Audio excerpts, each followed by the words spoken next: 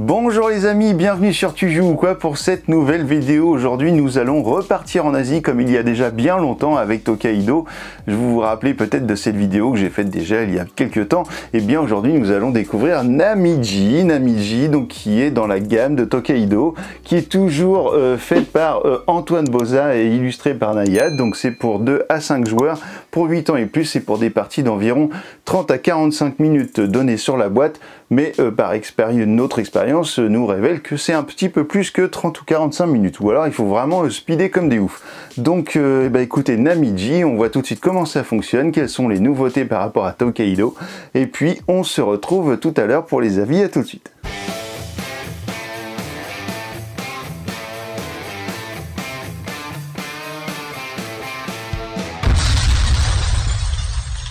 Voici le très grand plateau de Namiji. Namiji qui est un jeu de pêche, tout comme dans Tokaido vous alliez dans les boutiques de souvenirs, vous alliez au restaurant, etc. Et bien là vous allez pêcher du poisson ou des crustacés. Grâce à des petits hameçons qui sont là, vous allez pouvoir pêcher des poissons, vous allez pouvoir faire du filet également.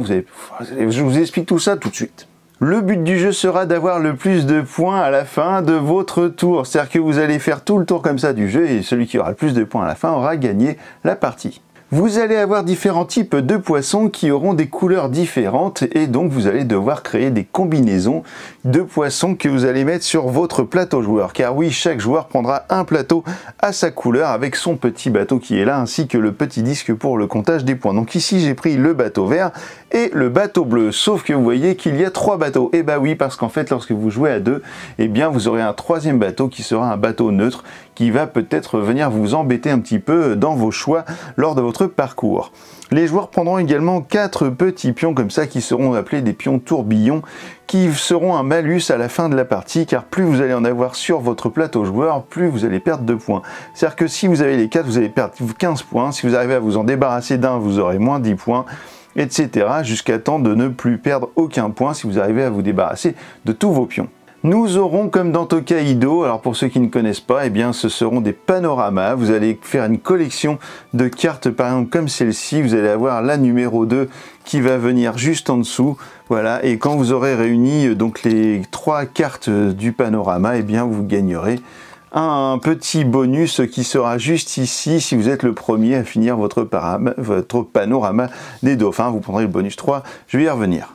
Donc on aura 3 types de panoramas, les dauphins, le poulpe et la baleine qui est juste ici. Nous aurons des cartes rochers qui seront des cartes d'objectifs. Nous aurons des filets, donc ce sont des tuiles. Alors c'est comme les poissons, sauf que là vous en avez 2 qui sont comme ceci. Donc lorsque vous allez les placer, eh bien il va falloir les placer soit comme ça sur votre plateau, soit de cette manière-là. Mais vous ne pourrez jamais avoir un poisson à l'extérieur de votre filet, de votre nasse, on va dire. Donc là vous allez devoir jouer avec la position des trucs, sauf qu'une fois que vous avez positionné un petit poisson ou un poisson de filet, eh bien vous ne pourrez plus les bouger de toute la partie. Et enfin nous aurons des cartes pontons, donc on va y revenir tout à l'heure lorsqu'on va s'arrêter sur les pontons. Également lorsque vous allez terminer la partie, eh bien vous allez remporter peut-être des points grâce à ces jetons qui seront juste ici. Donc 7 points pour le premier, 5 points pour le deuxième et 3 points pour le troisième. À savoir que le joueur neutre ne gagnera rien du tout pendant le parcours, mais juste vous gênera. Par contre lorsqu'il arrivera sur la ligne d'arrivée, eh bien il enlèvera définitivement l'un des jetons qui correspondra à sa position. Dans le petit sac qui est là, vous allez trouver des jetons crabes et des jetons crevettes. Donc lorsque vous allez faire le type de crustacé, eh bien vous allez voir, je vais vous expliquer, vous allez faire une action comme ceci de piocher des jetons dans le sac. Alors on y va, comment ça se passe une partie de Tokaido? Eh bien lorsque l'on est 2 joueurs, je vous disais qu'il y avait un joueur neutre, donc le joueur sera le premier bleu, le deuxième le vert et le troisième, donc le joueur neutre, le rose. Ils sont positionnés juste ici, mais si vous le souhaitez, vous pouvez très bien faire le parcours dans l'autre sens, ça c'est vous qui décidez dès le départ. Alors on va dire qu'on est positionné comme ça, qu'on a tiré au sort la position du joueur bleu et du joueur vert. Eh bien le joueur qui va toujours démarrer en premier sera le joueur qui sera le dernier, sauf que là le bleu est passé en première position, donc c'est lui qui va bouger en premier le bateau neutre. Voilà, vous allez toujours jouer lorsque vous êtes en premier, lorsque vous êtes placé en dernier, mais par contre c'est toujours le premier de la partie qui va jouer avant ça, le joueur neutre. Donc là, le joueur bleu joue le joueur rose, il dit bah tiens, et bah tu n'iras pas, par exemple juste ici. Et là, c'est le joueur vert qui va pouvoir commencer à jouer. Donc là, il va prendre son pion et il va dire, par exemple, moi je vais ici sur la pêche à la ligne. Eh bien, alors il va prendre soit le poisson qui est retourné, soit un poisson qui est ici dans le banc de poissons. Donc on va dire que, par exemple, on va prendre celui-ci. Donc le joueur vert va prendre une petite raie verte. Alors il est obligé de la mettre sur cet emplacement pour son premier poisson.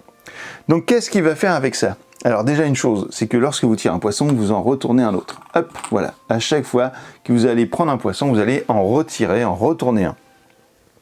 Qu'est-ce que je vais pouvoir faire avec mon poisson? Eh bien, je vais devoir faire soit des lignes, soit des colonnes pour marquer des points. Ici, vous avez 5 points, 7 points, 9 points, 3 points pour la première colonne, 4 points, 5 points et 6 points pour la dernière colonne. Ce que je vais devoir faire, c'est soit mettre que des poissons du même type, donc là, en gros, que des raies, soit que des pions de même couleur, donc que des pions verts. Donc à chaque fois que je vais réussir ces combinaisons-là, soit en ligne, soit en colonne, et que je vais compléter une ligne ou une colonne, eh bien je gagnerai les points qui seront indiqués juste au bout. Pour cela, j'ai soit la possibilité de prendre les poissons qui sont juste ici, soit la possibilité de prendre des poissons du filet. Je vais y venir dans un instant. C'est au joueur bleu d'avancer. Eh bien, il pourrait très bien faire la pêche également, mais il va aller pour le sport pour vous montrer un petit peu comment ça marche. Et bien sur cette position, et donc le joueur bleu va retirer un de ses pions tourbillon qu'il va mettre juste ici en plein milieu, donc il ne va plus perdre 15 points à la fin de la partie, il ne perdra à ce stade du jeu que 10 points. Vous ne pourrez être qu'un seul joueur à chaque fois sur l'un des endroits, sauf si vous jouez à plus que 2 et vous aurez accès aux petits points supplémentaires, donc vous pourrez être à 2 sur la même position. En tout cas à 2 joueurs, eh bien ce n'est pas possible. On a fini le premier tour, donc c'est le joueur bleu qui est en première position, c'est lui qui va bouger. Le joueur neutre, il va le dire, hop, le joueur neutre va aller juste ici, c'est au joueur vert de jouer, vous avez compris, et bien pour voir un petit peu ce que ça fait, il va aller sur le panorama de la pieuvre, et donc il va récupérer la première carte de la pieuvre, donc il la met juste ici dans sa zone de collection. Voilà, donc vous avez 3 cartes panorama juste ici, 4 cartes juste ici, et 5 cartes à collectionner sur la baleine, donc forcément c'est plus difficile d'obtenir la baleine. Donc vous avez compris maintenant le fonctionnement, le joueur bleu qui est devant donc va pouvoir jouer, il va pouvoir par exemple aller chercher des cartes rochers ou alors peut-être un filet de poisson. Alors on va voir le filet de poisson, et bien il prend le premier filet de poisson de la pile et là il décide soit de le garder, alors je vous l'ai pas dit mais c'est vrai que les poissons vous n'êtes pas obligé de les prendre, si vous voulez vous pouvez les rejeter à l'eau, donc vous les remettez si ça ne vous intéresse pas. Il va prendre le premier filet et mettre ses poissons par exemple comme ça ou bien comme ça, c'est tout à fait possible. Alors que veulent dire les différentes icônes? Et bien ici vous allez prendre un jeton, alors je vais vous les faire voir ici parce que ça va être plus clair. Ici vous allez prendre un panorama baleine, donc si vous avez déjà le 1 et ben vous prenez le 2, si vous avez déjà le 1 et le 2 bah, vous prenez le 3, et si vous avez le 1, le 2, le 3 et le 4 et que vous prenez le 5, et bien alors vous êtes surtout le premier à le faire, et bien vous prendrez la carte ici, donc vous la prendrez, vous marquerez 3 points. Tous les points que vous allez prendre pendant la partie, vous les avancerez au fur et à mesure. Donc là j'ai oublié un truc, c'est que le joueur qui a pris la première carte poulpe, c'est-à-dire le joueur vert, va prendre 1 point, donc il va augmenter aussitôt de 1 point, puisqu'ici c'est marqué 1. Lorsqu'il va prendre la deuxième carte, donc la carte numéro 2, il va augmenter de 1 et 2 points. Donc si vous êtes le premier à prendre la 5e carte de la baleine par exemple, et bien vous marquerez 5 points puisque ce sera la carte numéro 5 et vous prendrez également cette carte, donc vous marquerez 3 points supplémentaires, donc au total 8 points.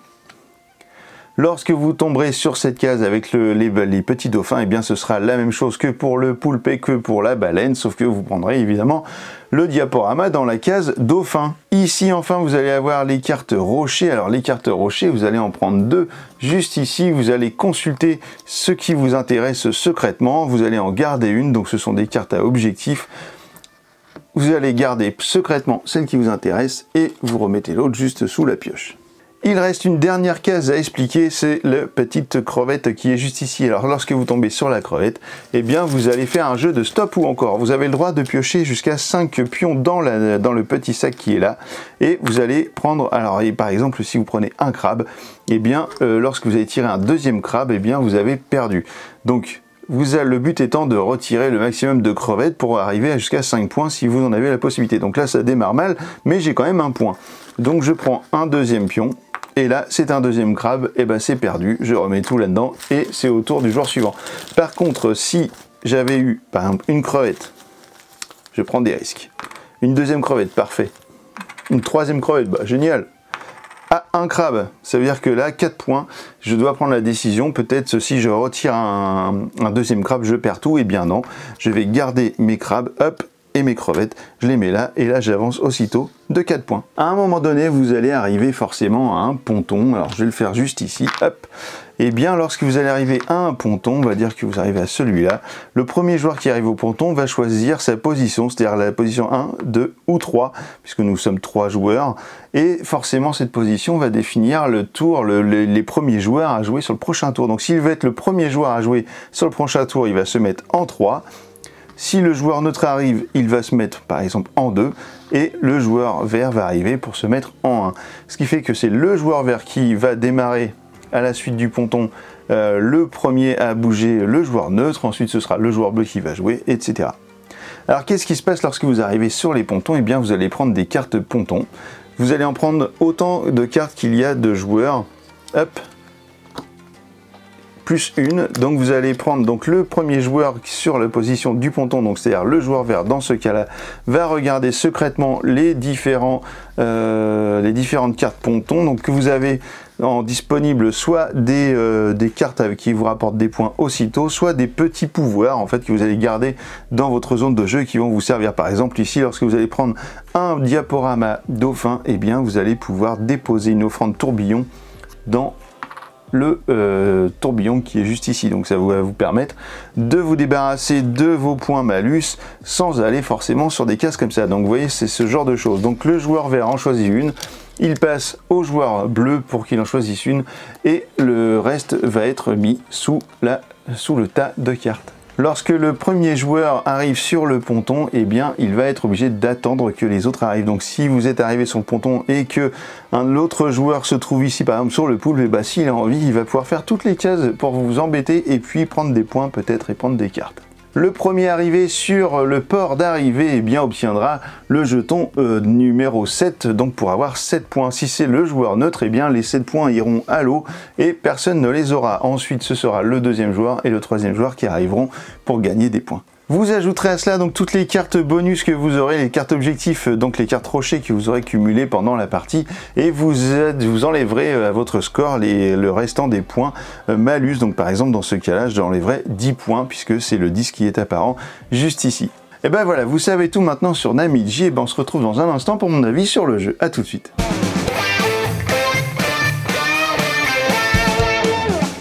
Et bien voilà, vous savez maintenant comment fonctionne Namidji. Alors il y a quelques temps, donc quand on avait fait la vidéo sur Tokaido, on émettait quelques réserves sur le jeu à deux notamment, puisqu'en fait je disais dans la vidéo qu'on préférait la version 2 joueurs de Parks à celle de Tokaido, puisqu'en fait les deux jeux étaient un petit peu comparables quand même au niveau du fonctionnement. Alors pas au niveau de l'ambiance, mais au niveau du fonctionnement.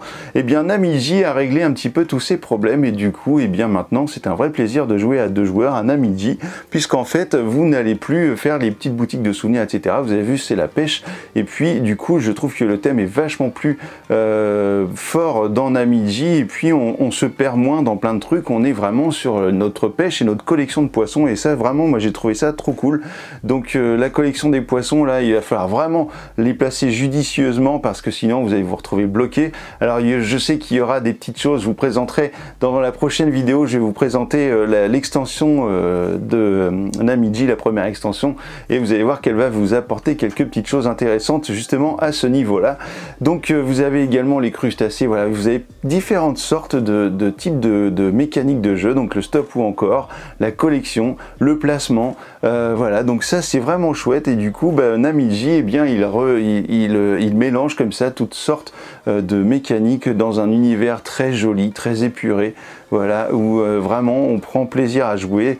Alors par contre il faut essayer de jouer dans le calme, parce que nous on n'a pas toujours pu jouer dans le calme, et malgré le côté reposant du jeu, si ça crie un peu, si ça joue à faire des bruits, plein de trucs électroniques à côté, en fait vous n'allez pas être si zen que ça. Donc essayez d'y jouer dans le calme pour profiter pleinement du zen que peut vous apporter ce jeu. Donc Namidji, voilà, c'est une vraie bonne surprise en cette fin d'année, et je vous le conseille pour peut-être vos achats de Noël à venir. Donc Namidji, c'est édité chez Funforge, voilà, j'ai oublié de le dire dans l'intro d'ailleurs. Donc Namidji édité chez Funforge. Et écoutez, maintenant que vous savez tout sur Namidji, alors tu joues quoi?